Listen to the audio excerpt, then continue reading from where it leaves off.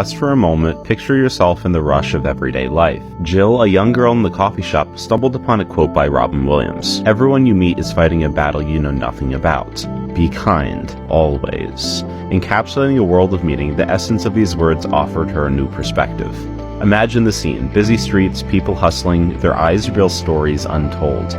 Jill starts noticing those silent battles. The grocer with tired eyes managing a warm smile. Her neighbor balancing work while caring for her ailing mother. Suddenly, kindness felt like a daring feat. Acting on this insight, Jill embraced this ambitious challenge. She decided to practice random acts of compassion each day. A comforting word, a helping hand, and sometimes just a patient ear. Would her efforts make any difference? Well, days turned into weeks, and she began touching lives, sparking smiles, and the grocer seemed a little less tired, the neighbor a bit relieved.